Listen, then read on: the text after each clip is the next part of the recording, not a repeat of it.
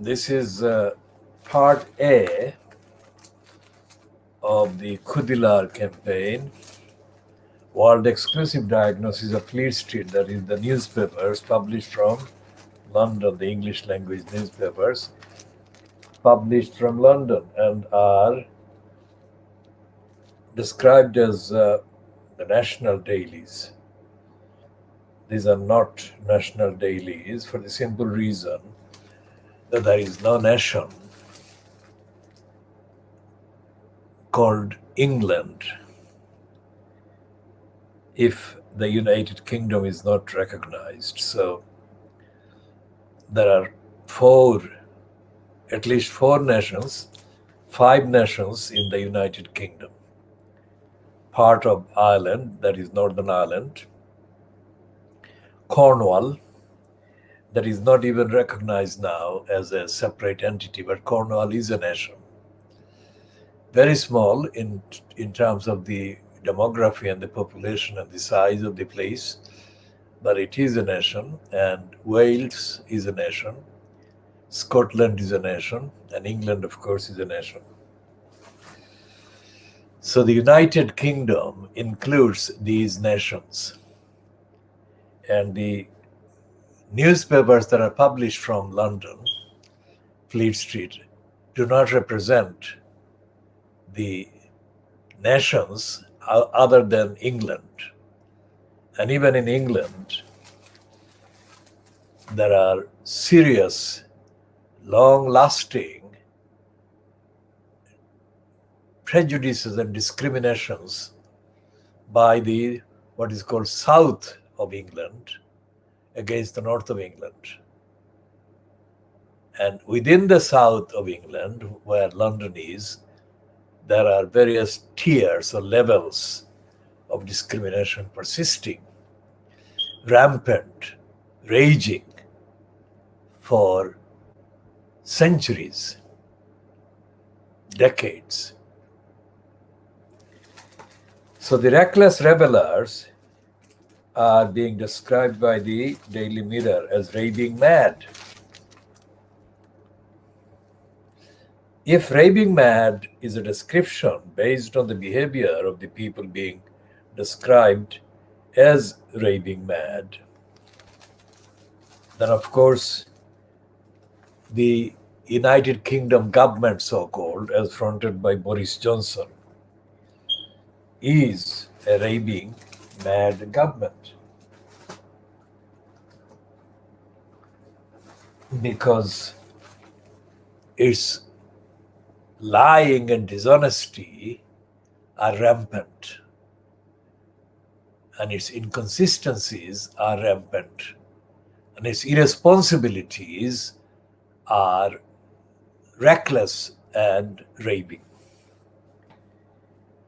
And the fact that the evidence shows that Boris Johnson fronted cabal is a raving mad cabal regime, then that is being completely denied by the legacy of poisonous lying for the right-wing causes or right-wing issues left behind by the liar Beaverbrook in the title of the Daily Express, which never finds anything wrong, even with the most wrong and the wrongest kind of perpetration and behavior by Boris Johnson himself or his cabal.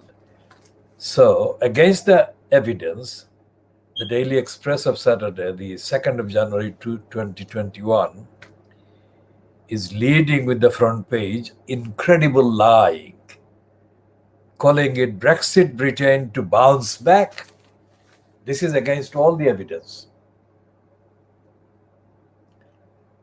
But the Daily Express, which we call the Daily Suppress, that is the suppressor of the truth, has no shame, no hesitation in telling this lie to shore up the image of Boris Johnson.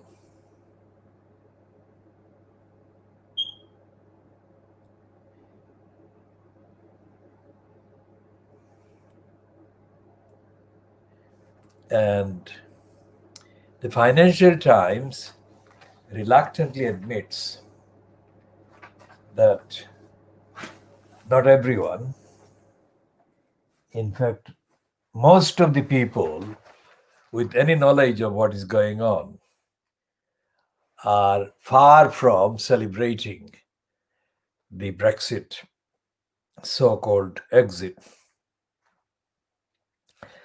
Their headline is Sturgeon, that is Scottish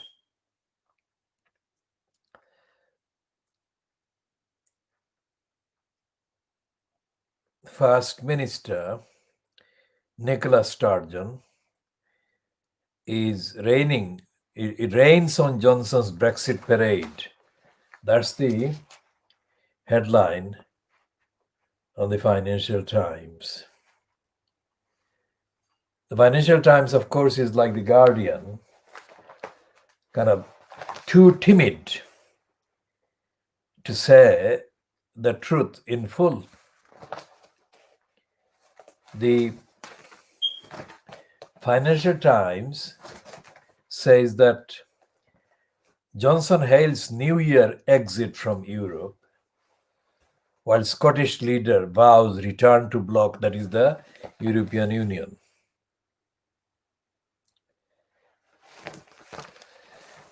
And the second lead on the front page of the Financial Times is new COVID variant spread rapidly even during lockdown, study finds. And it says that a highly infectious variant of the COVID-19 virus continued to spread rapidly even during November's lockdown in England. Researchers found, piling pressure on ministers to return to tougher national restrictions. Now, the word national, the concept national, the term national, as used by the Financial Times here, is completely inaccurate and false and misleading. It should always use, and anyone using the meaning to refer to the whole of the UK should use the more accurate and expressive, clear term or phrase UK-wide, not national, UK-wide. Just like there is no British, there is a contradiction. The British nationality is really UK nationality in terms of the paperwork and the formalities. So to call it British nationality, while the UK is still just about, the UK is still an active operation, is completely false and misleading. So there are so many things that are false and misleading and inaccurate, but are used as being correct, truthful, and accurate. For example, they've got a thing called the British, Brexit is British, but it should be UK exiting from the European Union, not British exiting. Because Britain and the United Kingdom are not synonymous. They're not the same thing. So this is the recurring evidence-based diagnostic finding that we are presenting in this program and in this series and on this channel. One of the recurring themes and one of the recurring evidential statements and positions that we are identifying as being wrong as one of the things that are very seriously wrong with the contents of the newspapers called the Fleet Street papers, which today cost £19.25, even without including the Morning Star, which is not part of Fleet Street in that sense, but it is a daily newspaper which boasts as being the world's only English language revolutionary left-wing socialist newspaper, which is absolute pack of lies, but we do have a need to include that as part of the examination of the contents of the daily output from London based newspapers. The Morning Star would definitely demand to be called a national title, despite the fact that it is not national at all. It is a bogus newspaper, so called, and we shall define bogus and distinguish the Morning Star from the Fleet Street collection in due course.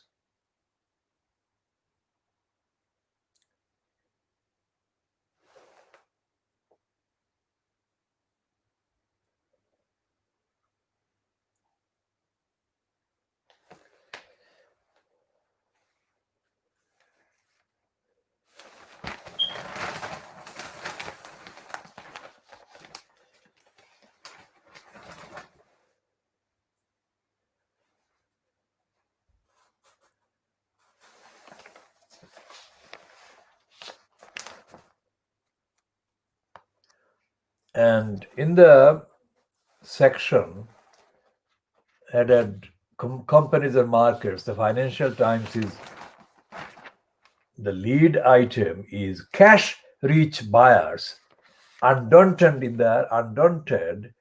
in their pursuit of acquisitions. Deal making rebounds in second half. Value of global transaction hits $3.6 billion.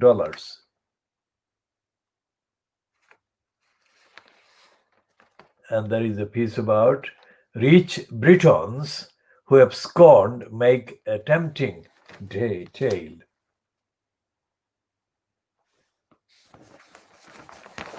And there is a surprising item about colonialism, written by a notorious liar and self-serving kind of stooge, an ethnic surrogate who claims to be related to Subhash Bose, but has no trace of any ideological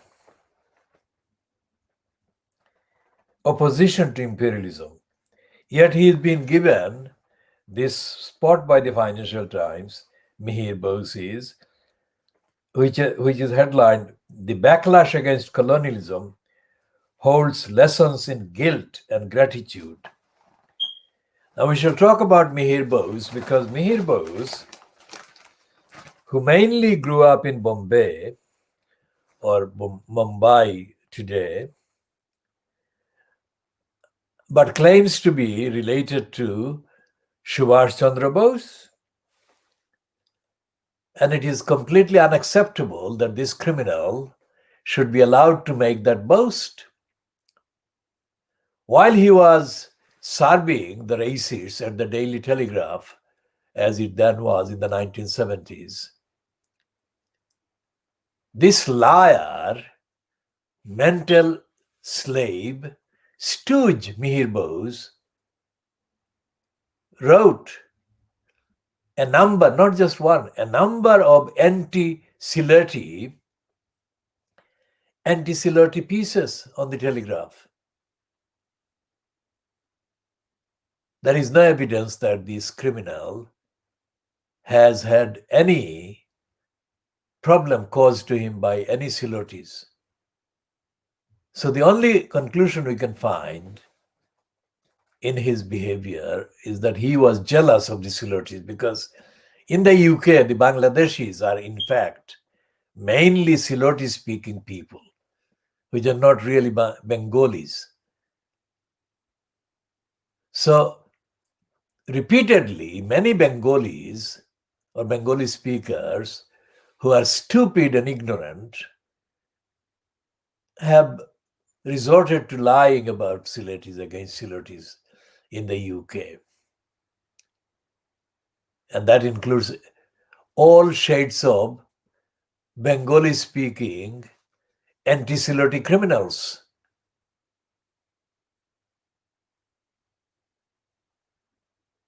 the definition of criminals should be looked up. I'm using the term and the concept of criminal as it is described in the textbook, let's say. And the liars from the extreme far right in the political kind of spectrum, typified by the extreme right-wing so-called Islamic kind of preachers and clerics, to the so-called secularist, anti-clerical, anti-Islamic intellectual pretenders on the Bengali language spectrum. At one time or another, these criminals have felt it necessary to mount an attack on the identity, on the background, and the role of the Siloti-speaking people. And Mihir Bose, who has been kind of making money, pretending to be a journalist and a writer and a thinker, is a prostitute. He is a prostitute because he sells his soul and his name and whatever, and he sells his alleged relationship with the late Subhash Chandra Bose. And the Financial Times is describing this criminal, Mihir Bose, as the writer, a British journalist. They're calling him a British journalist, not an Asian, but he's a British journalist. Was the first sports editor of the BBC. Amazing. They're giving that a kind of spot as if that is something of an achievement. Now, reading this piece in the Financial Times, it would be difficult unless the reader knows the full extent of the corruption role played by Mihir Bose as an anti-Siloti writer in the 1970s on the Boris Graph, which was then called the Daily Telegraph, which is still called officially the Daily Telegraph. The Telegraph has employed a series of mainly Western Bengal-based liars. The other one is Amit Roy. We shall talk about Amit Roy when we update on the role played by the new SS and Yasmin Alibai. Because Amit Roy and Yasmin Alibai were two of the Asians given platform by the racist media in London. Fleet Street for Amit Roy because he was hired and employed by the Daily Boris Graph, which is now Boris Graph, but was called the Daily Telegraph, which was literally based in Fleet Street. When I checked him out, I went to the Telegraph office during the 70s and asked to see him. He had no idea why I wanted to see him. I wasn't there to seek his favor. I was there to see his size and his actual mentality and attitude. But he wrongly assumed that I wanted to see him because I wanted a favor from him. I challenged him on his role as writing absolute lies for racists,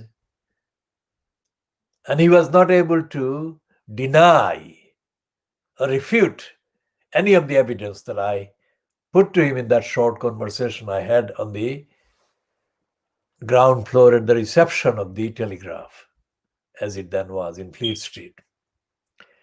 The Telegraph office was opposite the opposite side of Fleet Street to the Press Association, the Reuters,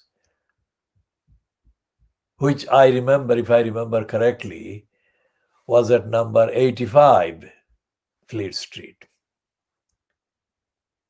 And I referred to the Reuters because I went to see another Asian who was then working for the Reuters,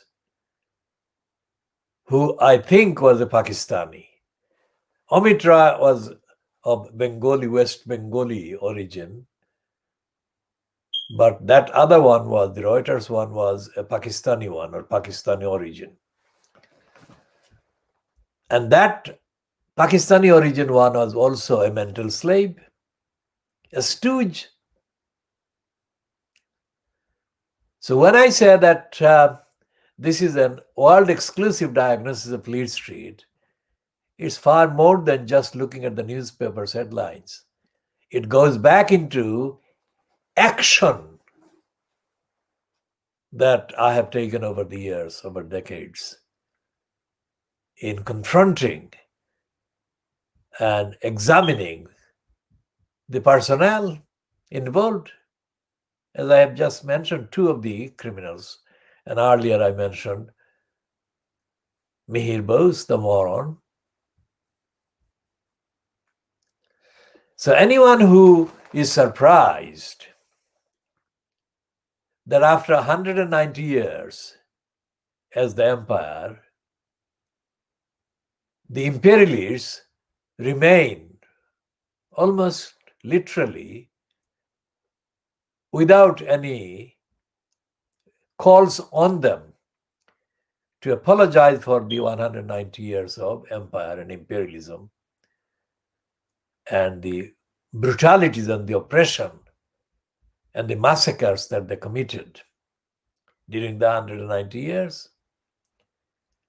Because like Amit Roy and Mihir Bose and the other Pakistani one working at the Reuters, the descendants, if you like, or the descendants in terms of power of Robert Clive did the same thing with other types of Sirajud-Dowlah. And there are more Sirajud-Dowlahs during the 190 years from 1757 to August 1947 than is generally mentioned. And the fact that there is still a thing called British Empire Medal or various medals given by Brenda, also known as the Monarch and Elizabeth II. She has got all kinds of empire-linked medals and gongs and so-called honors. That shows that the imperialists have no shame. And what is even worse, they have no reason given to them by the majority of the quote professions in the subcontinent, in Pakistan, in India, in Bangladesh. Now, contrast this attitude to the empire that is supposedly no longer in place or in operation, the hostilities between the Hindus and the Muslims. Astonishing.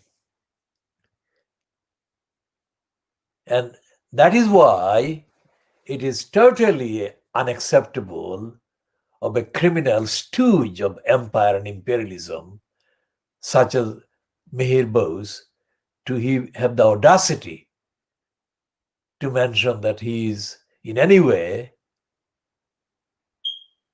opposed to empire and imperialism, which is what is being presented here on the Financial Times today, on page 10 of the Financial Times, which is supposed to be the opinion page. And at the bottom is the piece by the lawyer Mihir Bose.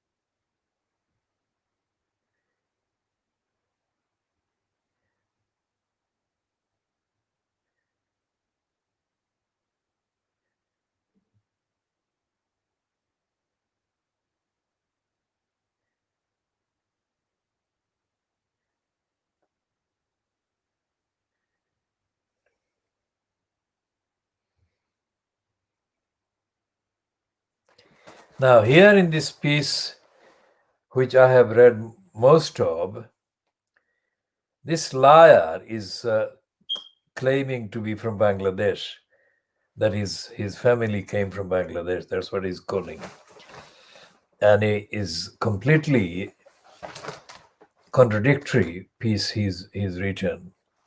I'm still looking for the rest of the piece that I haven't read to see if he has mentioned Subhash Bose.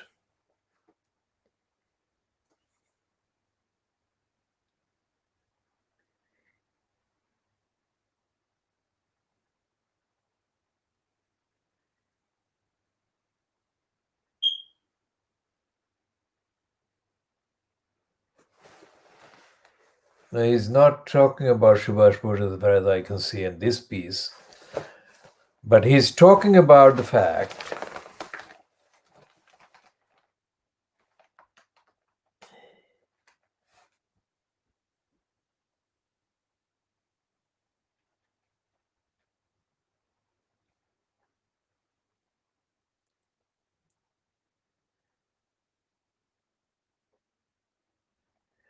he's saying he's one of the Midnight's children, that he's using that Satan Rushdie book's title. Born a few months before India won its freedom from British colonial rule in 1947. And he says, while I joke that she is a child of the conquerors, by she he is referring to his wife, and I of the conquered, I do not expect my wife to feel guilty for what her ancestors did. But I do reject the idea that I should be thankful that my ancestors were conquered. Now, Mihir Bose, as I said, is a criminal, opportunist, careerist liar who has been given platforms by the BBC, by the Daily Boris Graph, that is Telegraph, and other mainstream so-called British media.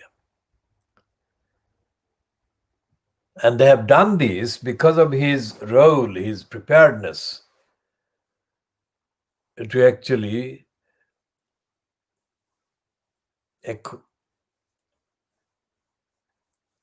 accept the main narrative. Accept the main narrative and capitulate to the commentary that is the main dominant commentary about the empire, imperialism, racism, and race. But the first paragraph here in the Financial Times, byline to this liar, is about the impact and the implications of the racist policeman murdering the black person George Floyd in May last year. George Floyd was murdered in May in Minneapolis in the USA. And it's not really about colonialism. It's not most certainly against colonialism. It's a kind of timid, intellectually timid and corrupt position, which is exactly where Mihir Bose stands. And Mihir Bose and Saitan Rushdie and Amit Roy are among the most frequently used stooges that have been used by the racists in Britain and in the Western European context. And the evidence is that Saitan Rushdie was launched as a weapon against Muslims. Now here he's, in a contradictory and very clearly anti-Muslim kind of line. Bose is referring to the Muslims of Bangladesh who were resentful of the fact that that is Bose's high caste Hindus, as he calls them, ancestors had abused and mistreated the Muslims. And he's saying that he's not responsible for that. He was not responsible for that. So he should not be made to feel guilt about the behavior of his high caste Hindu ancestors. So likewise, he's saying that his wife, who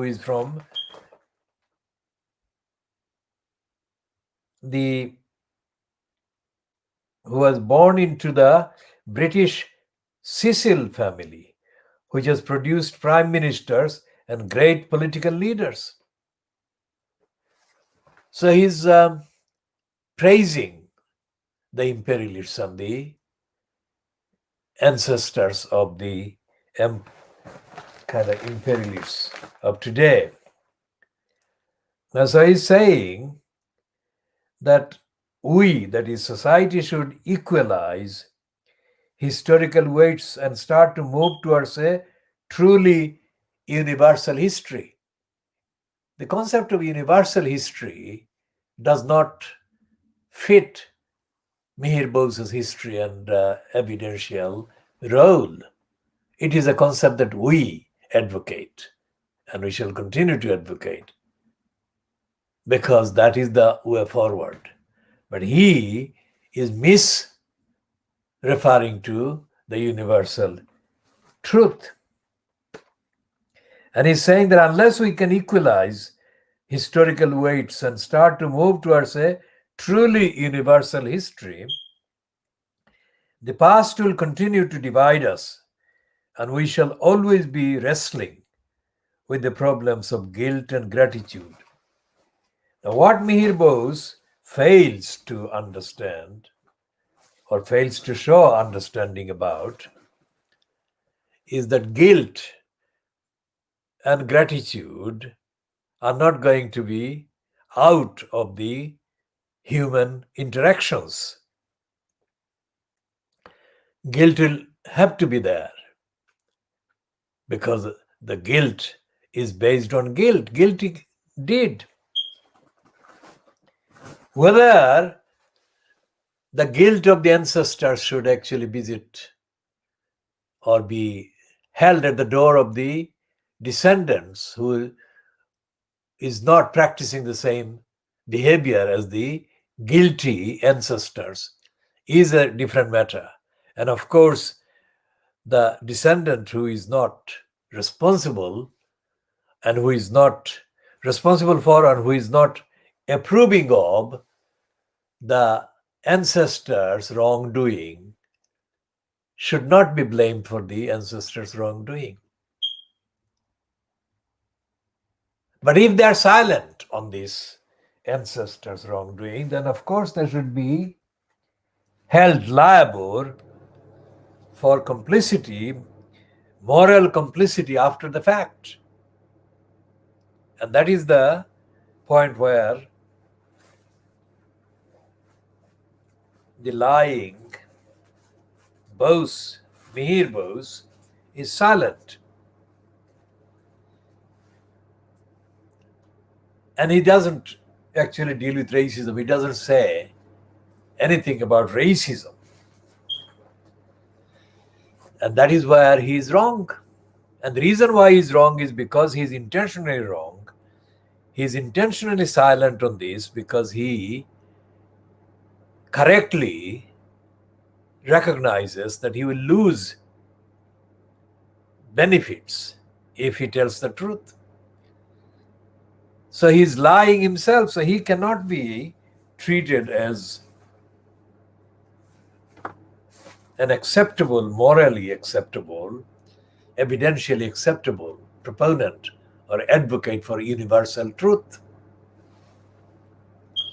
I hope that I have given a summary appropriate to this particular occasion. On this liar Mihir Bose has been given a platform by the Financial Times, which appears to be awe-struck by the fact that This Bose was the first sports editor of the BBC. What significance that is absolutely irrelevant, because before he became an employee of the BBC, he worked for the Daily Borisgraph. And he only came as an adult, came to the UK as an adult. He mainly spent his time in Mumbai. And he is like another Martin Bashir. The only difference is that he has not been featured as a liar and a conman, but he could have been. Martin Bashir is a Christian from Pakistan, but the fact that he is a Christian is never mentioned.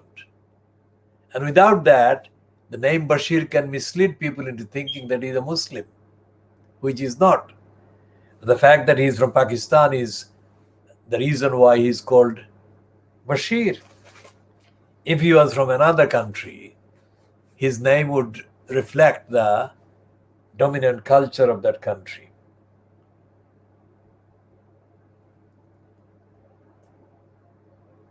So the Financial Times is wrong to give this platform, which is completely, absolutely stupid, because you cannot equate right with wrong, which is what he is doing. He's talking about balance. What is needed and what the world needs, what the society needs, what every community needs, what every individual needs is the truth, not muddle between truth and lies. In our view, the whole root of the denial of rights to individuals, denial of service and equality to the majority in the world and in this country is to be found in the lying that is being tolerated. So there has to be a campaign to end lying, and end lying in public life and lying by people in public life. It is the liars who commit the crimes against society as well as against individuals, as well as against humanity. There is no shortage.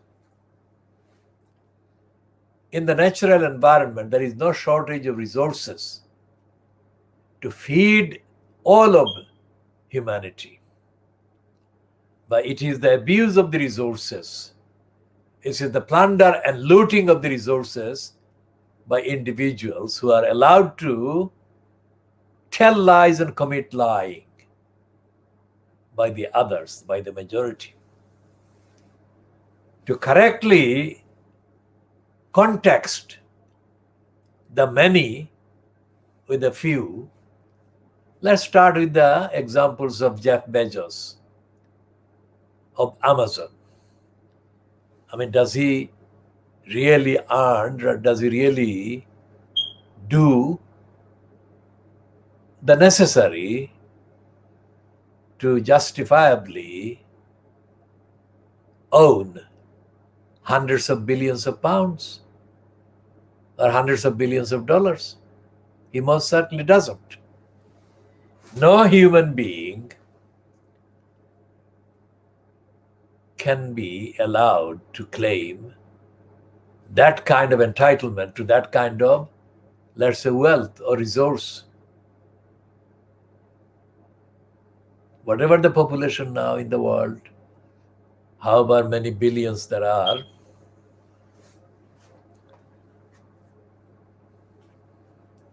all the people of the world except these few, Bezos and other billionaires, are making do with or are having to exist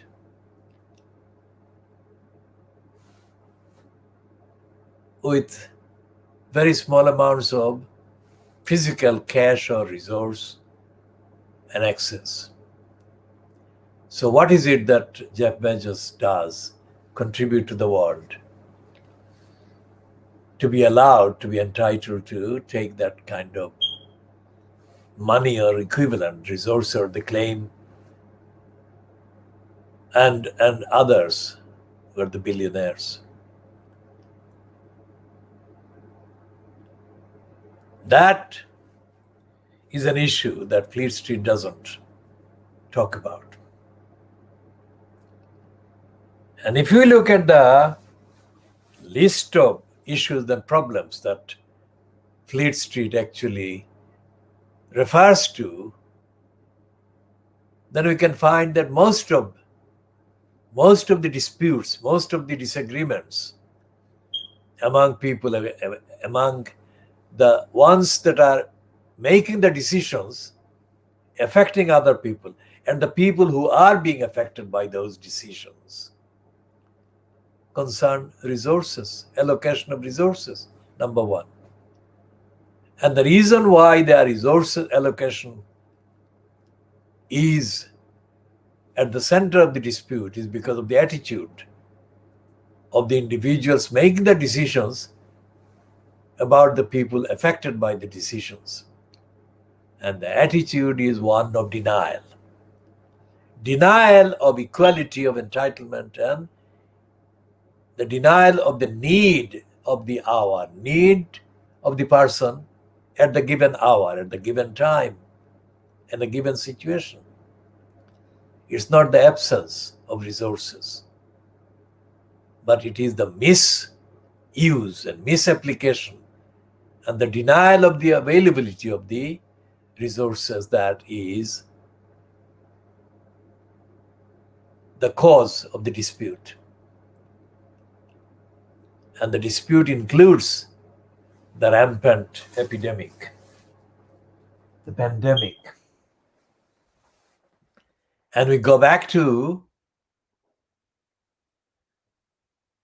the same attitude shown by the decision-making incumbents in positions of public power or power over the public, that is the government. Same attitude shown to the people in Britain that was shown to the people in the empire or in the occupied countries.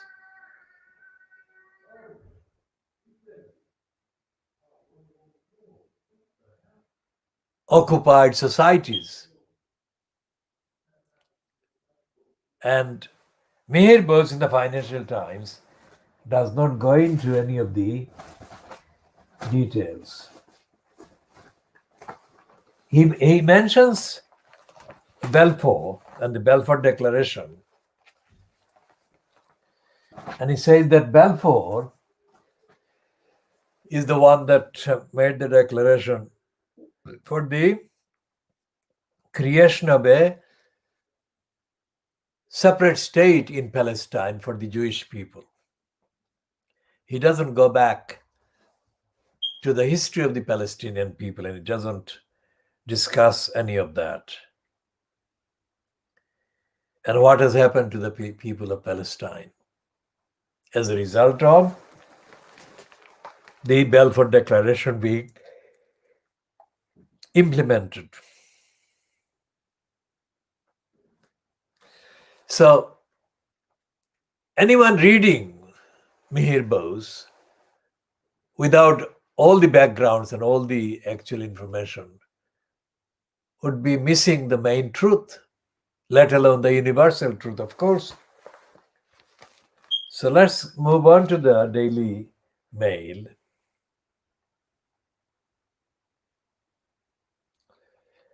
And it is reluctantly admitting, in a very kind of backhanded way, that there is a revolt on about the vaccine.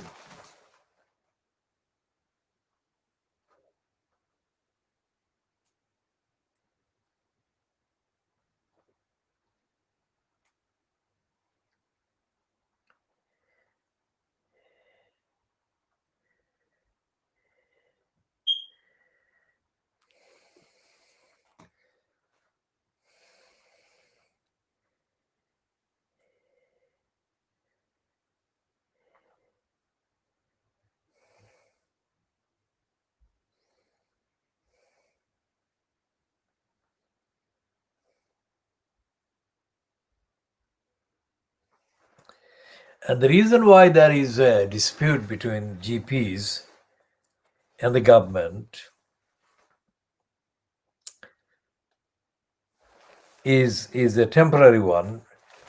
The real problem with the vaccine is the unreliability of the vaccine. But they're not telling that part of the truth.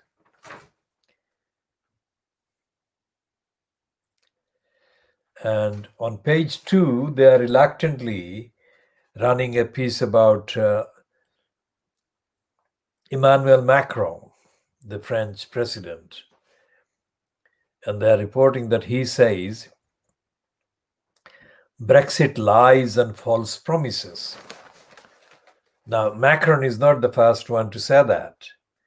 We have said that from the beginning of this so-called run-up to the referendum that was held about the UK leaving the EU in June 2016.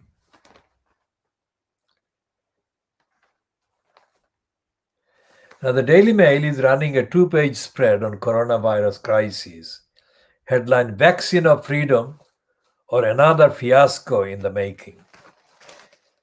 This one is written by David Rose,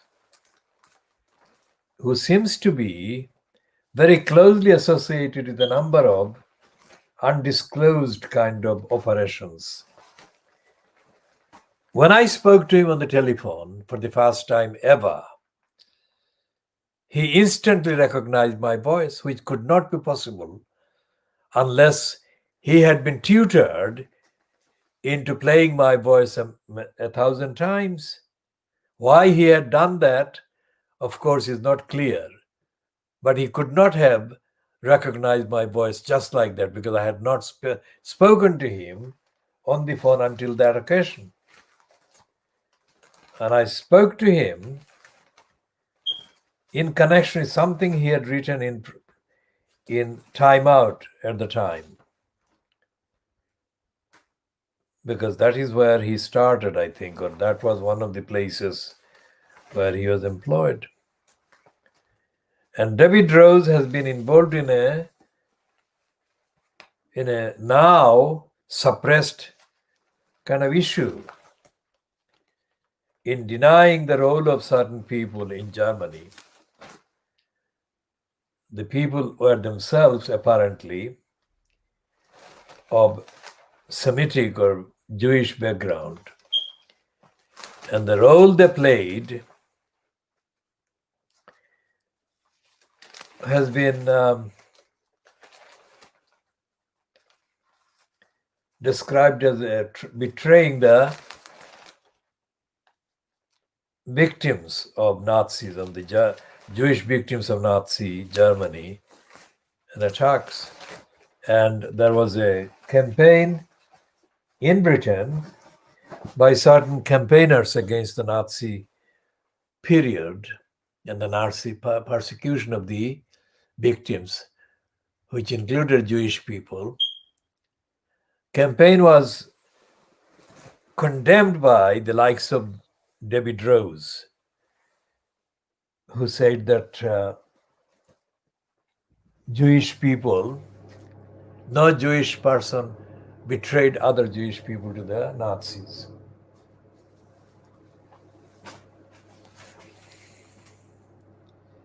And that is the last of the kind of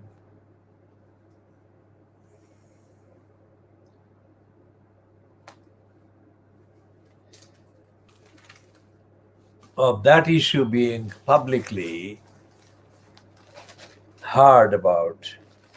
It has been out of public notice since then.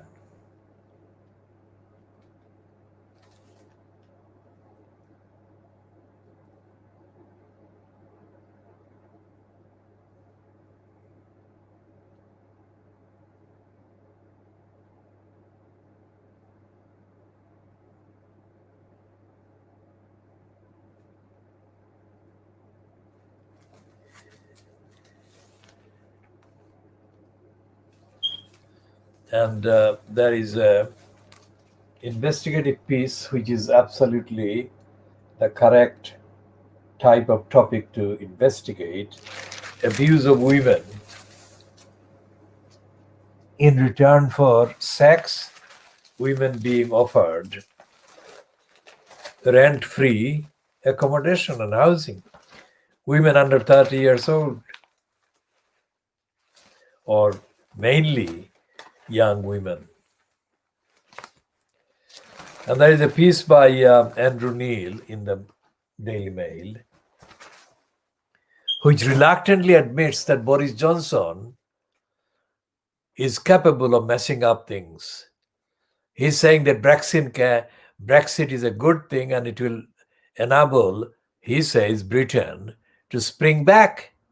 And then within quotation, the headline says, unless Boris messes it up. They don't call him Johnson, they call him Boris. Calling him Johnson and Boris are two very different things.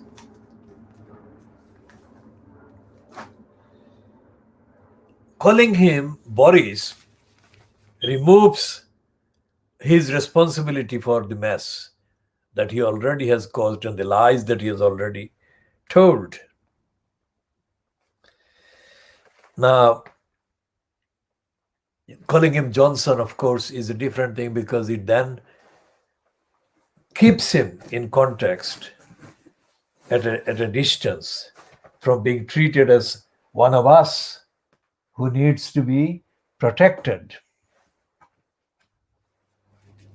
and defended. Marina Hyde talks about Boris Johnson being obsessed about the decisions he has had to make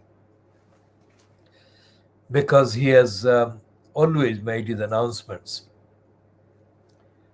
or so she says, by including a sentence about how he feels bad to have to make decisions that are tough on other people. Now, the I newspaper, the weekend I newspaper, which means that this edition on Saturday, the 2nd of January, also includes Sunday, the 3rd of January. So its main heading on the front page is NHS warning to British public. And that warning is summarized as follows. Accident and emergency staff in hotspots are already at battle stations as infections rate climb around UK. Exclusive hospital admissions could double by peak of this third wave, sage scientist tells. Some medics in London say situation is worst they have seen and demand stricter lockdown. Stricter lockdown in London, that is. UK vaccination program will be expanded rapidly in mid-January, government pledges. Ministers consider plan to make secondary school students wear face masks in classrooms. Another U-turn from Education Secretary as he agrees to close all London primary schools. Now, as we have been saying in this program, not this particular edition so far, but we are going to say it again in this edition as well, that the Fleet Street papers are full of political garbage and lying and promotions and peddling. Whatever the things that I have so far referred to from the papers that I have held up before camera, these are not the core of the evidence. And the core of the evidence of how the virus operates, how does it behave from A to Z. Remember that phrase, A to Z. How does it behave from start to the end? They have not been telling us. And also, despite the fact that they have been giving us statistics as to the numbers rising, the numbers being infected, the numbers actually diagnosed as or tested as positive, and the numbers increasing, all of that is to do with numbers, not individuals, and most certainly not about the various categories of the virus spreading in terms of age group, in terms of the common features among certain groups of infected people. They're not telling us any of that. And the reason why that is the most important thing they're keeping from the public is this: if the people knew how the thing behaves, then the majority of the costs and the expenses would have been made unnecessary, because people would be able to avoid that which causes certainly the infection, or that which makes the illness worse or deadly. They're not telling us that. But they have the data, they have the information already, because the statistics, the numbers of people being treated, all the case files of the patient's files contain all the information. And as they are collated, they can be described in groups of descriptions of particular behavior, particular type of behavior by the virus. So by not telling us that, they are making the virus last longer and do more damage than it could do and should do. So they are lying. The newspapers are lying because they are not telling the readers that they are being told not to give that kind of information which is available, but not being made available to the public. Think about that.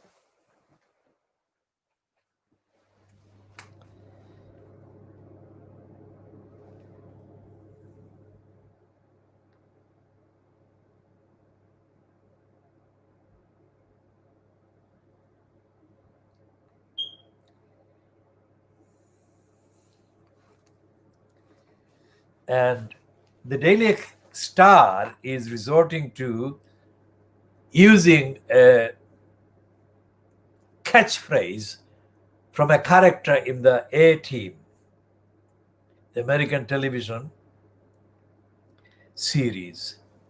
And they're doing this in their report on the red tape hitting vaccines. They're saying that doctors are, and red tape is stopping or delaying or slowing down the application, the delivery of the injection, the vaccine. So their headline is an attribution to the character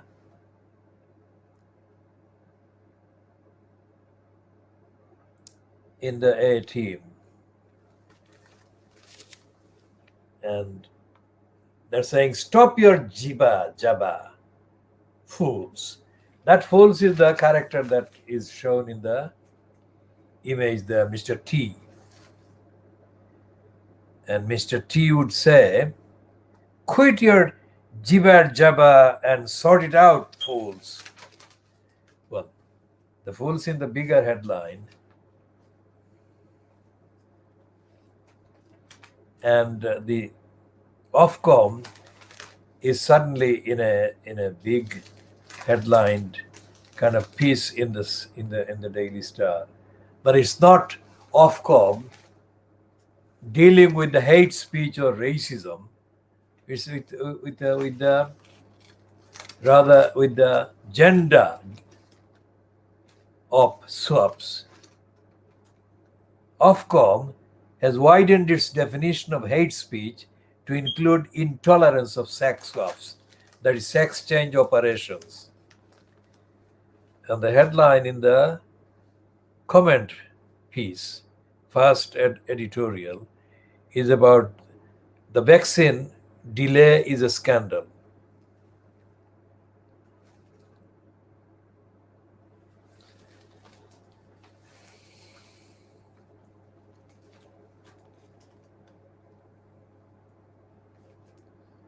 And it's predicting that big freeze, the cold will last for 16 days in the UK.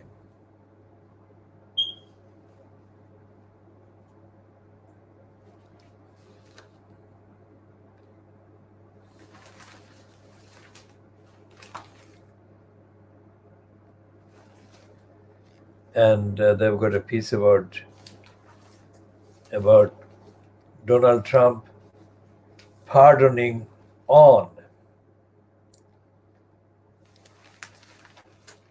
And this one is about Tiger King.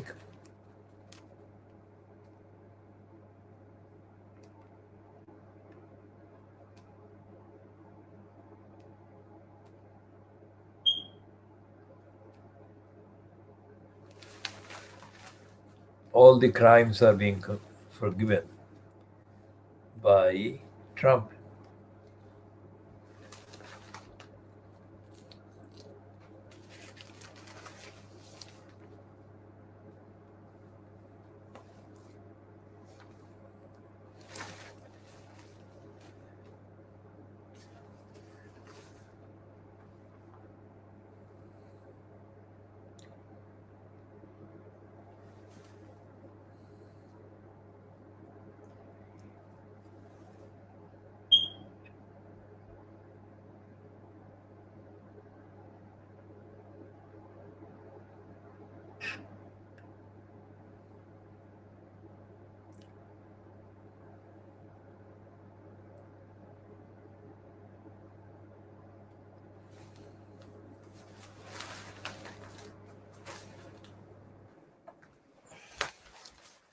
And there is a dog in New Zealand called Kiko, who is always in a spin looking upside down.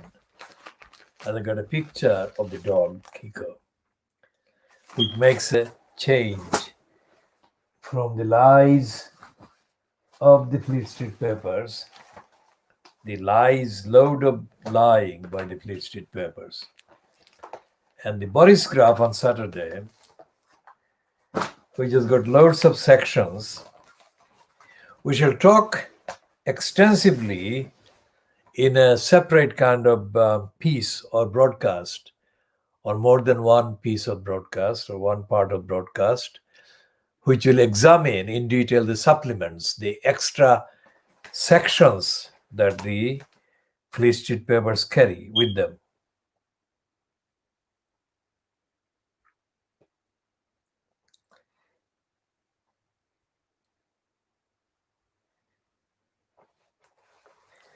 And the Boris graph has got a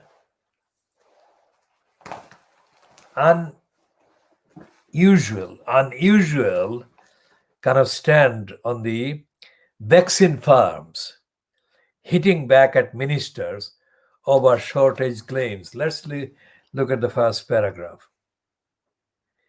It's written by three persons, given the byline for the one single piece. Drug farms have hit back at government claims of a COVID vaccine shortage, as they insisted millions of doses had been delivered to the NHS. The health service is carrying out 250,000 vaccinations per week, but needs to inoculate. They've got a spelling error there, but we shall cover for that one. Inoculate 2 million people a week if the government is to achieve its aim of easing restrictions by Easter. Now, this is a drug farms propaganda. So when it comes to big business and the so-called government, which they are avidly kind of promoting and kind of are devoted to promoting, it is the big pharma companies that take the priority of the importance given to them or given in the coverage or the cover up by the Boris Graph. And the main heading on the front page of the Boris Graph is forced by the evidence. And it says teachers demand all schools stay closed. And Williamson faces union pressure after being forced to order all London primaries to cancel reopening. Now, they don't say what Williamson, which is the so-called education minister in the Johnson-fronted cabal,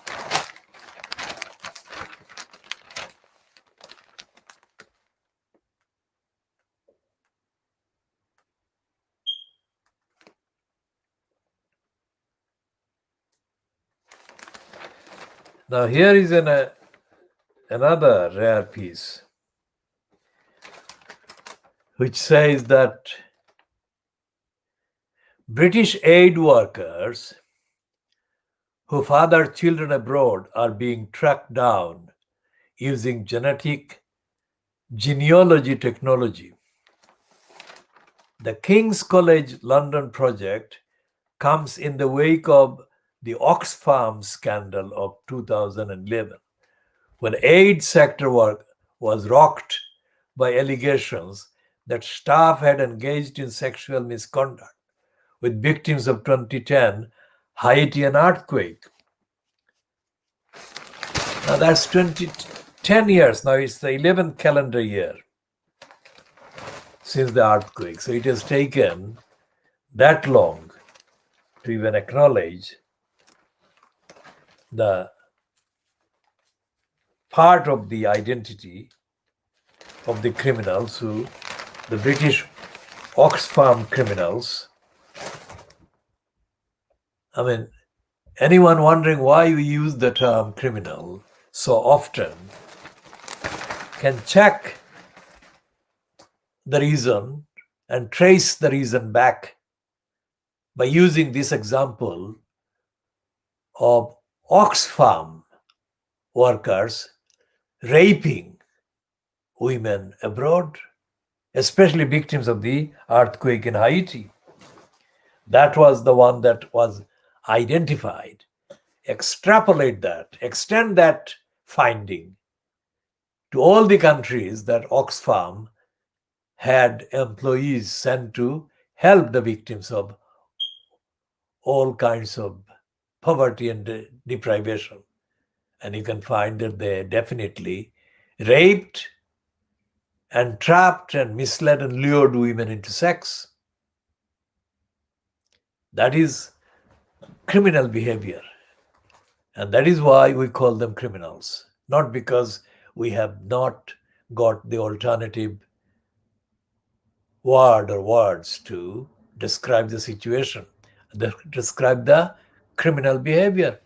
It was the criminal behavior. And every time we use the term criminal, we do so because that is the correct word and term to use. And here is another admission.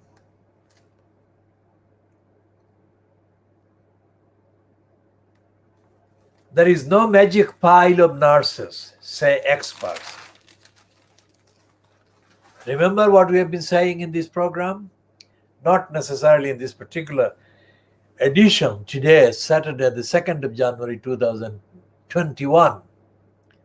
We have been saying all along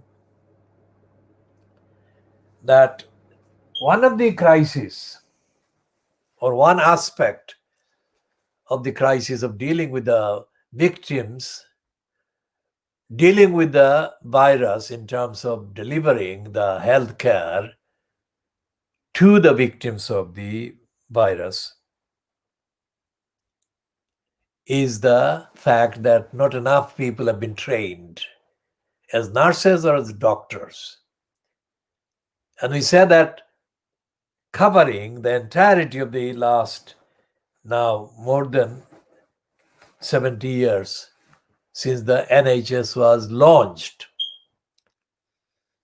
The NHS was launched to provide health care at the point of need, which has never been realized in the 70 years plus. Because there have never been enough people available as either nurses or as doctors, as fit, that is, willing and unbiased and dedicated and actually appropriately motivated persons. And that is because, despite the fact that the NHS was launched more than 70 years ago, the personnel with those motivations and those requirements or required qualities have not been trained or educated. And that is what the Telegraph is reporting, as if this is news. It is not news. This has been absolutely true, the truth.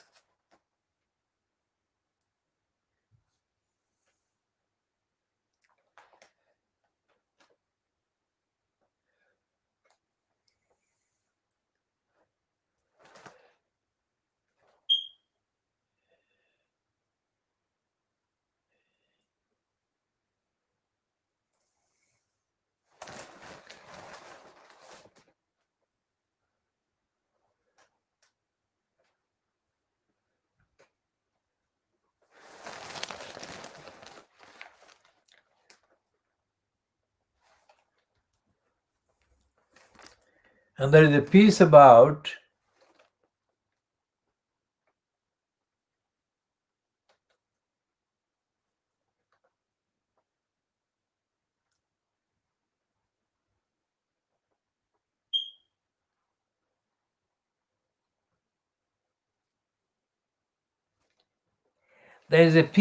an elephant in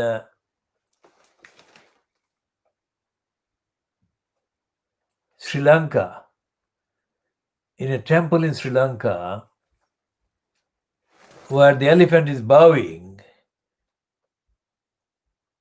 with his mahout, that is the keeper, in prayer to mark the new year. Amazing. And we shall be sharing that picture on this broadcast in a minute.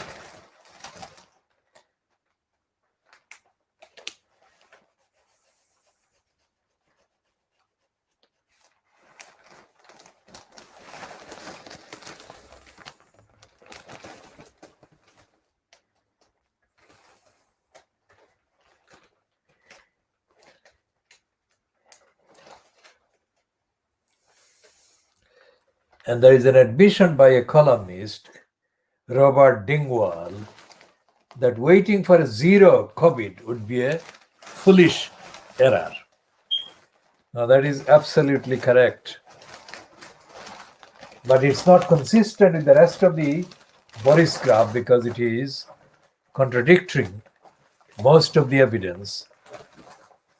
And as Marina Hyde in The Guardian is saying today,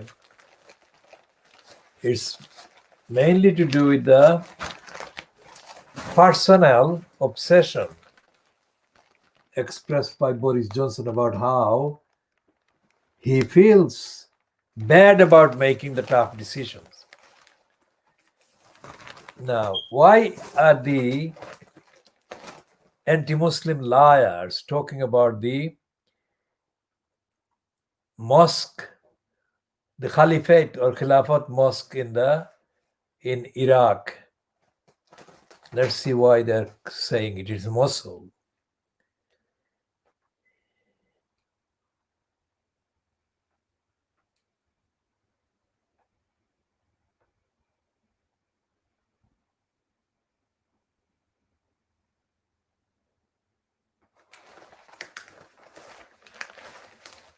And that's because they're talking about the mosque which was used by the so-called leader of the Islamic State, called the mosque is called Al Nuri Mosque in Mosul.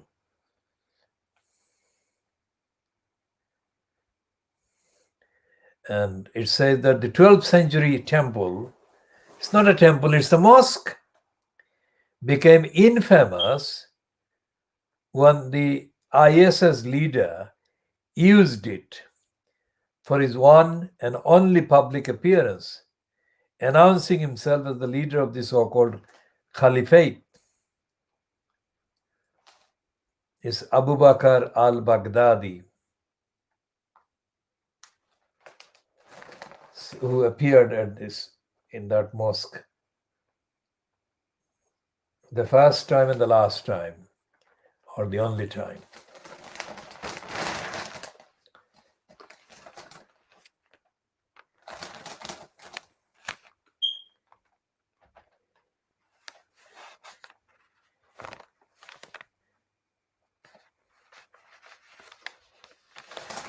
And there is more propaganda for Brian, the son of the monarch, the Brenda's son, Charles.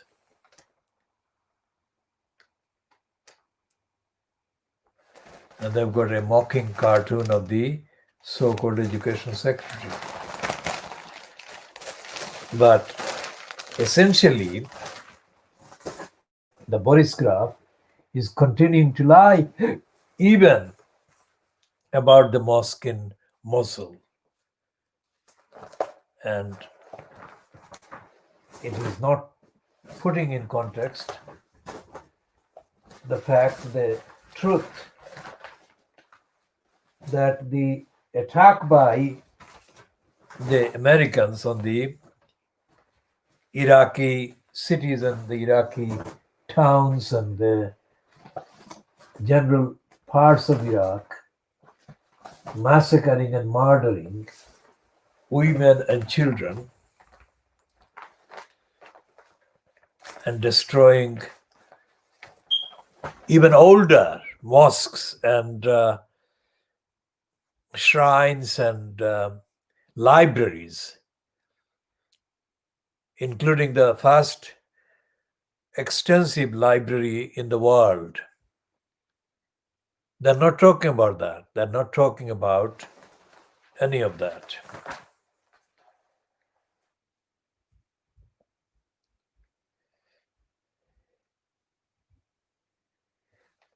And the Times magazine has got this promotion for this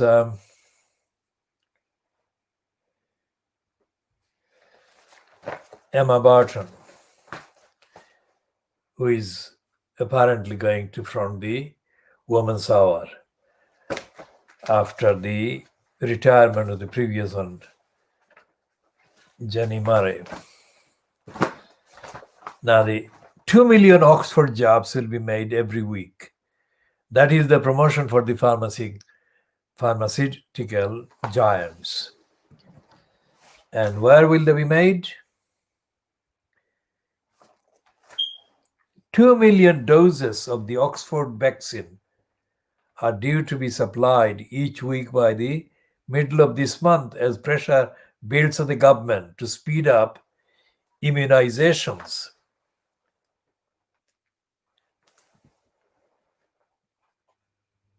And this is a kind of promotion again for the big pharma and the vaccine industry and the vaccine project.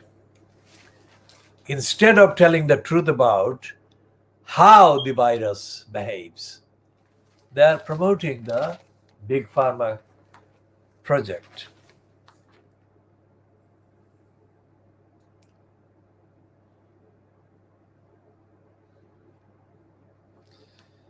And they're reporting about the worst house party in history is still raging.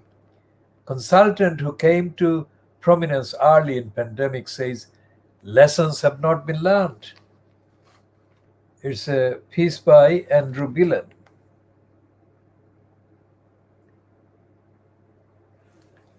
Says the only legal house party in Cardiff over Christmas and the New Year was one nobody wanted to be invited to.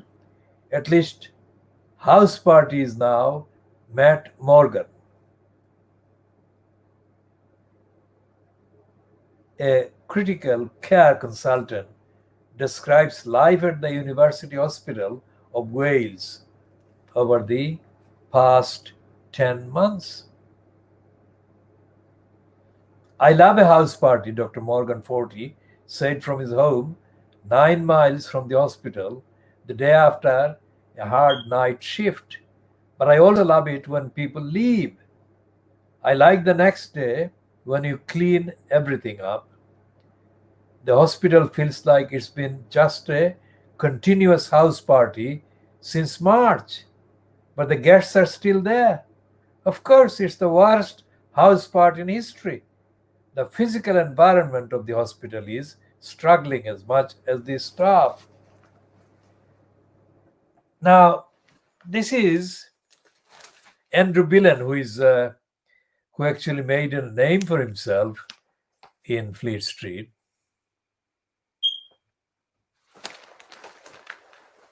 By doing interviews, which is what this one is also based on. Interviews with celebrities and big names. And there are other details, including a piece about the stokers being given, being on the rise, increase.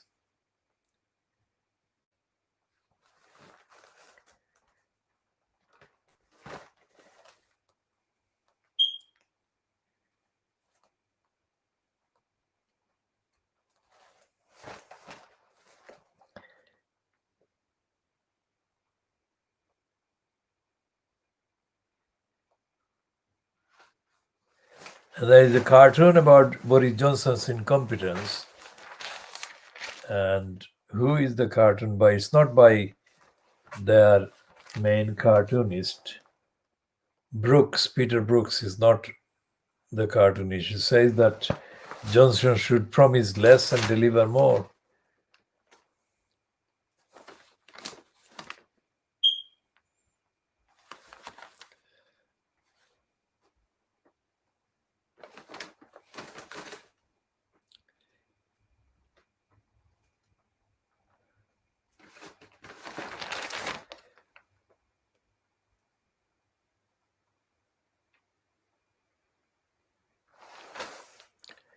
And the first editorial is about China having recovered its swagger and the need, so the Times says, for the West to deal with the Chinese swagger and push back the Chinese swagger or swaggering Chinese.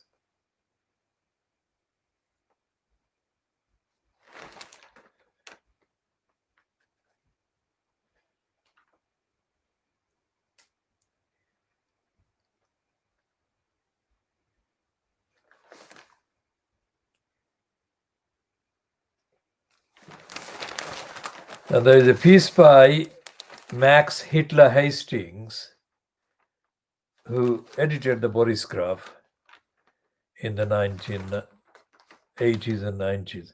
Why I have changed my mind about courage. That is the headline in the piece, as a comment piece by Max Hitler Hastings. Now, Hitler Hastings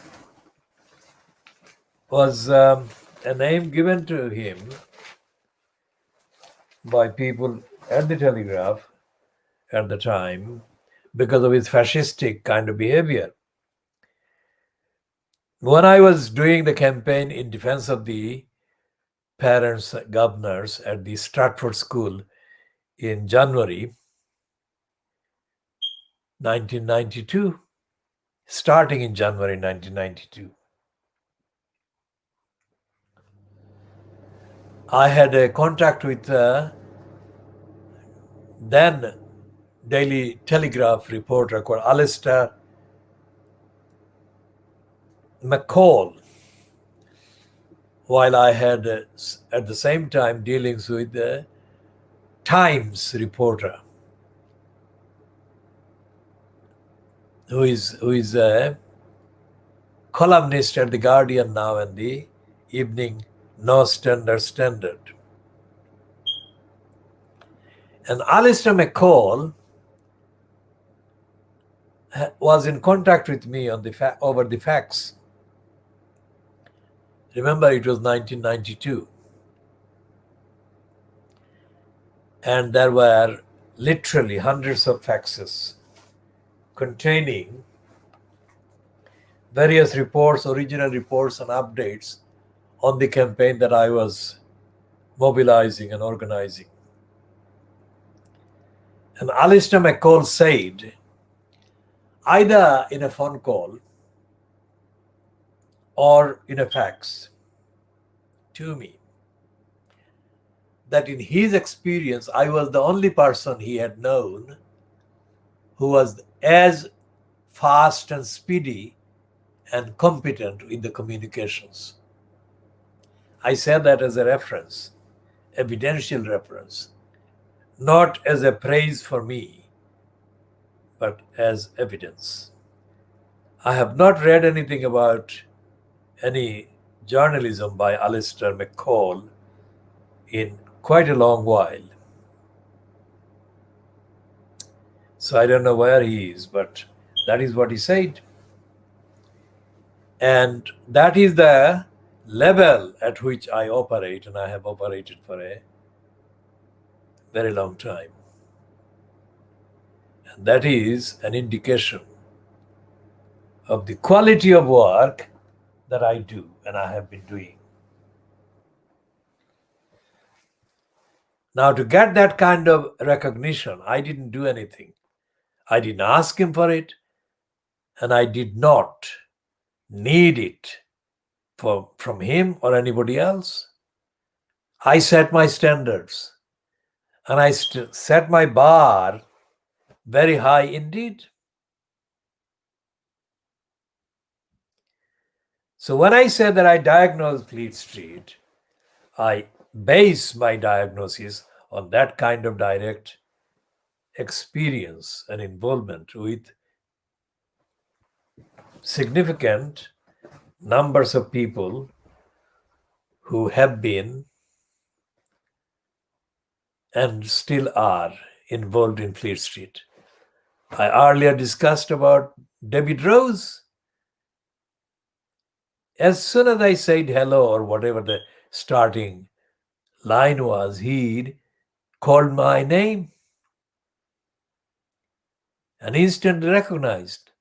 I have no idea how he could have done that had he not undergone series of training in listening to my voice.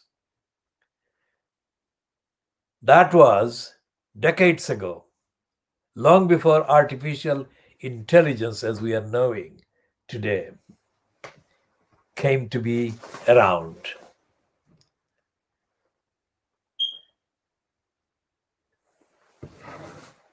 So that's the Times, which has got other contents.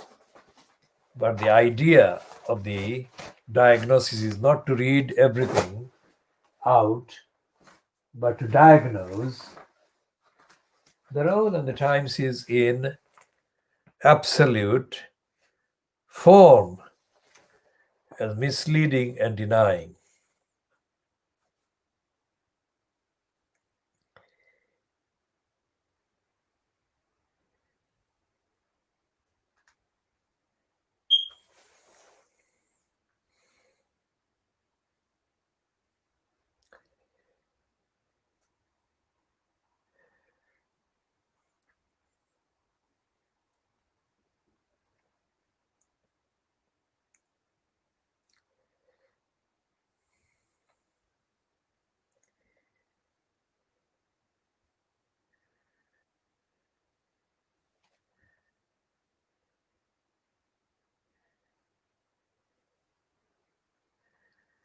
And there is a promotion for Boris Johnson and the vaccine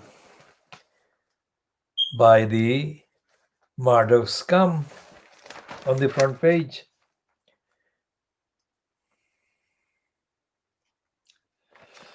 And on the page 2, it has got all primaries in London to close, but it doesn't say anything about the secondary schools and other so-called education institutions.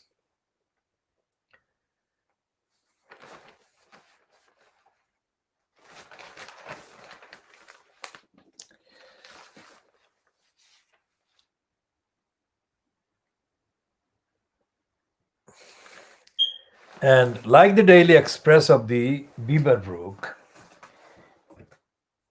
legacy of lies, the Murdoch confection of lies promotes Boris Johnson about the vaccine alert. And it puts him in the headline, which is telltale giveaway. Pain for High Street, but PM tips trampoline rebound. That is the kind of rebound, getting back and all the rest of it. Is very much the Daily Express kind of language, shoring up Johnson.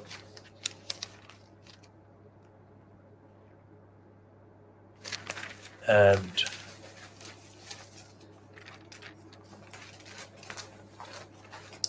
it says Great British Liftoff.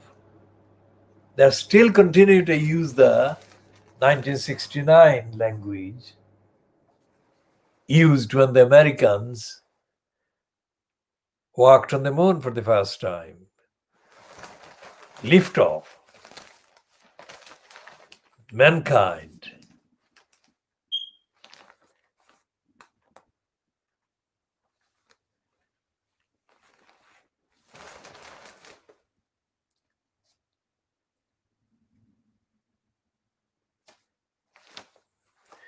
And Jeremy Clarkson in his column saying that 2021 will make 2020 look like fun, which means that he's saying that more miseries are in store during 2021.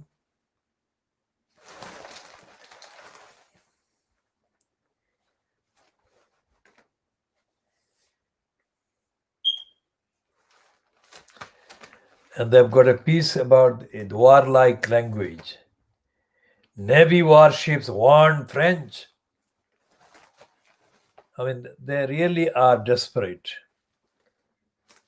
And there is another piece about the dog in New Zealand. The dog called Kiko, who likes to do this, apparently.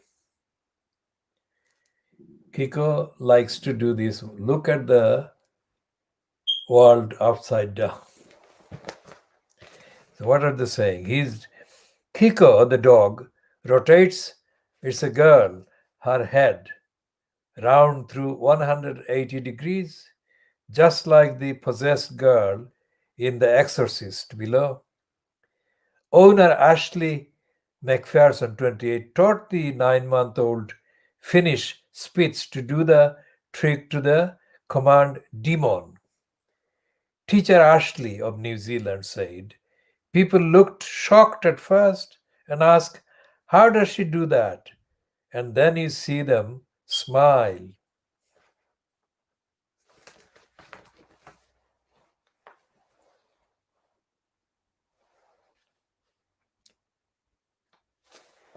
Now that is a perfectly acceptable item.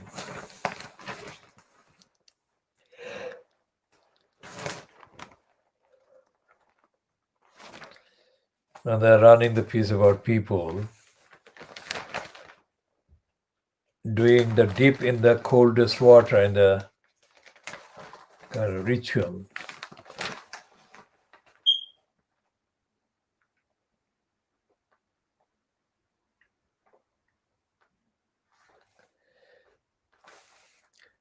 And there is a 2-page spread about Dusty Springfield being played by somebody else.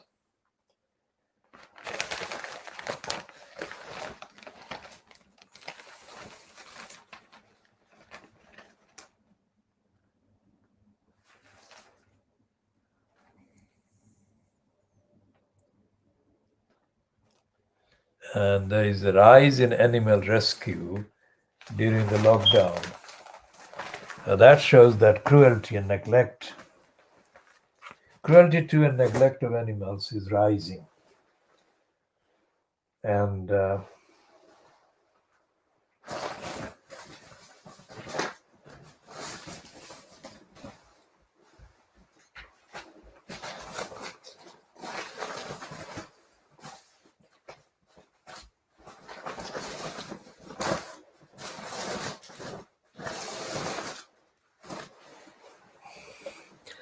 so what we are looking at is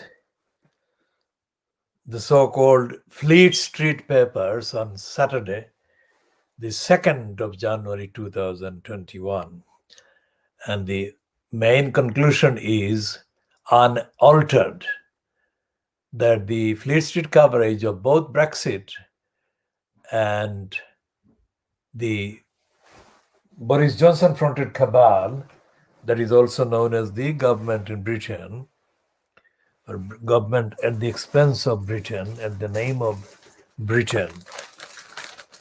The coverage is a cover-up.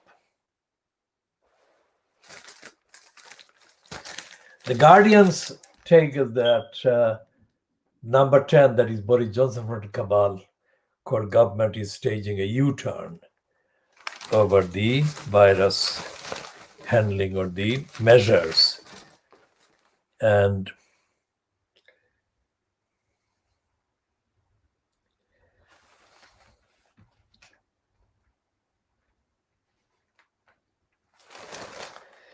there is a piece about the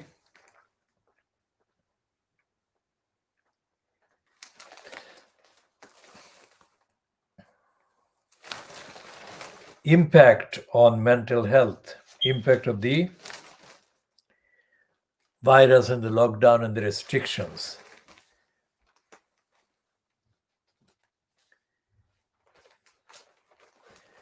And there is a piece headlined, "Lie After Lie. Villagers outraged to hear rural site will be cleared for lorry park," which is written by a so-called Brexit correspondent. It was all quiet on the Dover front in the hours after the UK left the EU, as lorries continued to avoid the port. But just minutes away, beyond the White Cliff, the sense of fury over Brexit was palpable as locals reacted to a government letter they received on New Year's Eve, the very end of the Brexit transition period, telling them that from the summer, their rural ideal of farmland and ancient Roman ways was going to be transformed into a customs clearance lorry park for 1,200 trucks. Now, to those villagers, it is not only not taking back control, but losing their farm and their space to Brexiteers. Locals say they feel betrayed and trapped by the lies of the government over Brexit. Remember what I said about using the term criminals to describe various activities and conduct and behavior of the individuals. That is what it is. The government, Boris Johnson fronted cabal, is accused of having lied. And that's what it does. It tells lies. And the people are saying, just as they were looking forward to a better year, past the worst of COVID, the letter from the Transport Minister Rachel Maclean arrived, telling them the white cliffs of Dover site had been purchased and would be used as an inland border facility from July.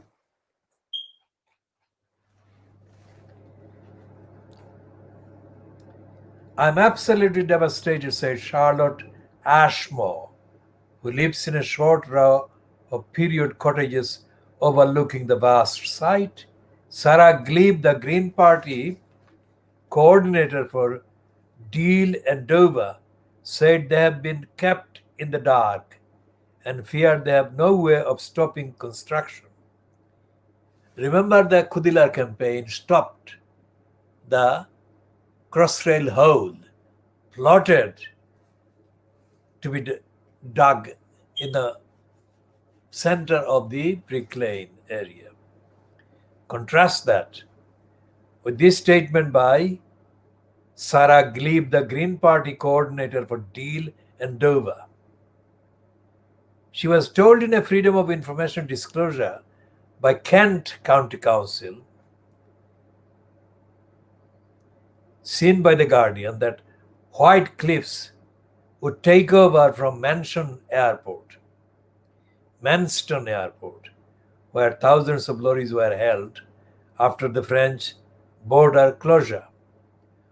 Work is expected to start in days, and residents in the tiny nearby villages of Whitfield and Guston say the park will destroy their quality of life, wreck the environment, including a Roman right of way across fields, and bring non stop light and noise pollution from the 1,200 lorries the site will be able to hold.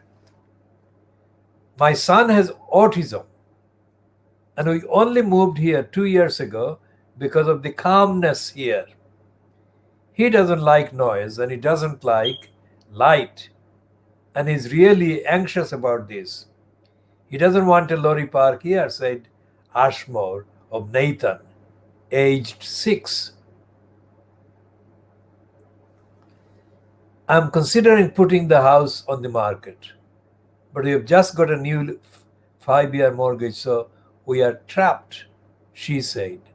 Ashmore and her neighbor, Mick Palmer, complained about the lack of consultation, saying the Department for Transport has given just brief facts.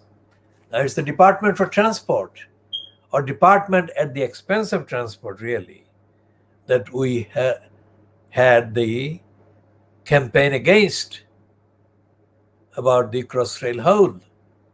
And we beat them, and to beat them, we had to do the work that not only matched their abilities but exceeded their abilities. Now, that is not the case, obviously, in Dover, as far as the residents affected are concerned. And that is the difference.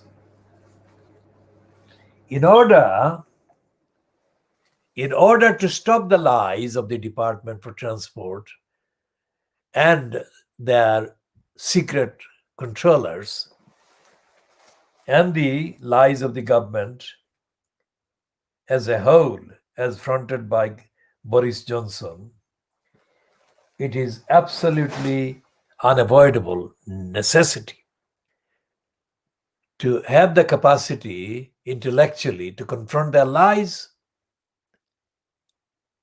and to do that on the basis and at frequencies that we did for 7 years. And we did that extensively. As we said before, that required the kind of input equivalent to the input of 100 persons of ordinary capacity. And that is the difference between us and what we did and what needs to be done in order to tell the lies. As the lies to tell, meaning identify the lies by the government and by their kind of pushers of the agenda and the narrative of lies that the Crossrail was promoted by.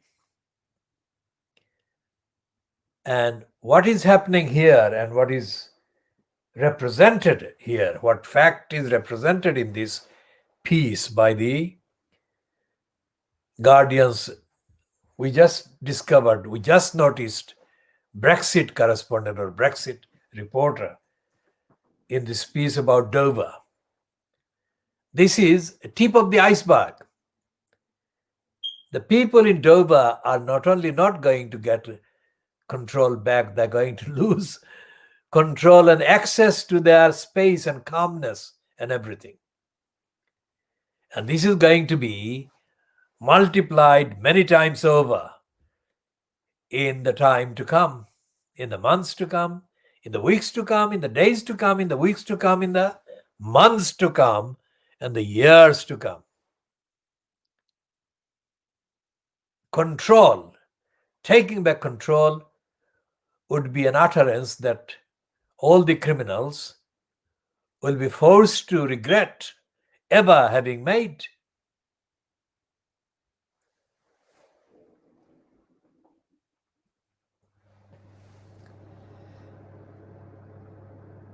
And we are looking at diagnosing the Fleet Street newspapers on, this is part one of the exclusive world diagnosis of Fleet Street, the papers, including the Daily Borisgraph, also known as the Daily Telegraph, the Daily Mail, the Sun, the Scum, the Daily Express, the Suppress, the Financial Times, the Guardian, the I newspaper,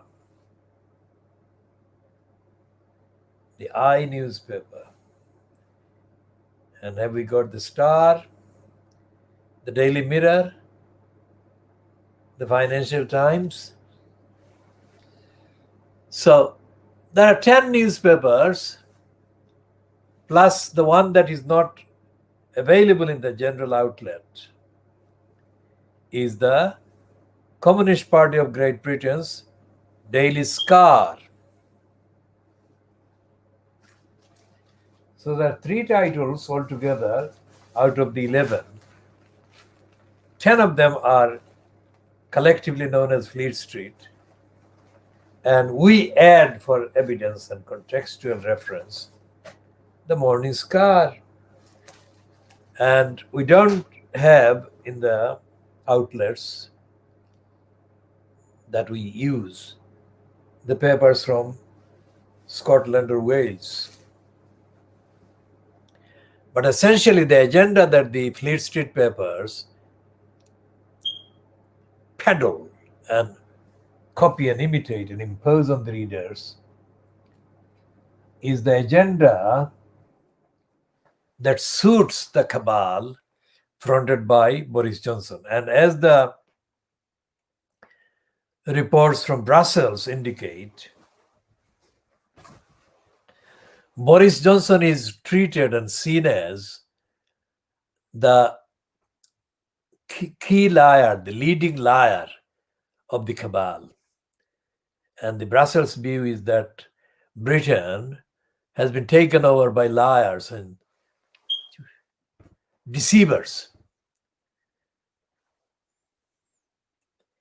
and that this is a bad move for the people of the UK. In other words, the many will lose out more,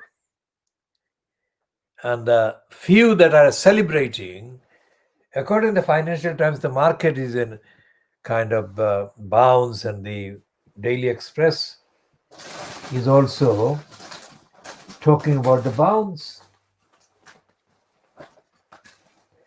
as is Andrew Neil in the Daily Mail.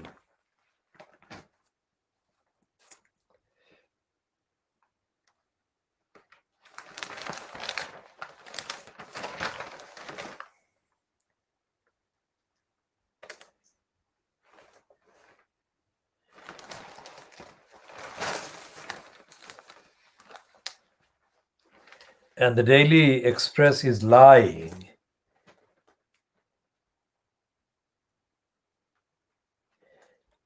It has got a display featuring all the sickos. There are two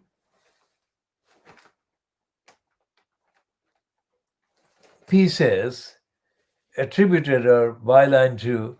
One is Karan Bill Moria, one of the most shameless stooges and mental slaves going. Bill Moria is in the House of Peers and is now shown as the president of the CBI, Confederation of the British Industry or something. And there is a minister called Ranil Javawardena, Minister for International Trade. And the main headline on the two-page spread, homegrown farms will drive recovery. Now these criminal liars are lying again. The Daily Express. Now, the lies include the untruth they're saying, because in the last 40, 50 years, increasingly, so-called homegrown individuals have become shyer and shyer when it comes to work. And in London, generally, and in the east end of London, particularly, and in many of the London boroughs, it is a fact, it is the truth, that most youngsters have no visible, legitimate source of income. And drugs and crimes related to drugs are rampant. And Fleet Street doesn't have anything to say about that. Fleet Street has only anything to say about these when the drugs-related crimes, which is what generally is the explanation behind the rampant, raging knife crimes, gun crimes, they are attributed mainly to the drugs business and drugs trade. But apart from the mention of these incidents of drug-related violence, Fleet Street papers don't examine the actual reasons as policy. So they don't hold to account the schools minister or the school system or the local councils, or their failing safeguarding children sections or operations, or the role of the police. So the Fleet Street papers are carrying phantom news, phantom items most of the times.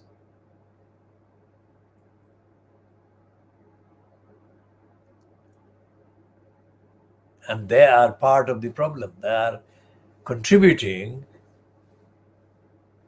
to the perpetuation of hundreds of thousands, if not millions, of indigenous white, mainly white, followed by the African origin, Caribbean origin, black youngsters, followed by Asian ones, in the so-called inner cities, who are involved in drug crimes and similar crimes, and they are not engaged in legitimate employment, crime-free or non-criminal activities as living. And Fleet Street is failing. And Free Street is actually the main kind of arena for encouraging impunity from responsibility. So there are millions of people, Britain so-called, in the indigenous, gullible group that we have described, who are going to feel resentful at the removal of the various benefits that the UK's membership of the EU allowed, whereby it was possible for these young persons, mainly young persons, to live without having to do the legitimate income generating legitimate work, because they will be forced to do work that they have never done before, and they will be forced because the migration from the EU countries that happened over the last 50 years has now ceased and stopped, and the people are not going to be allowed to come in to do the work.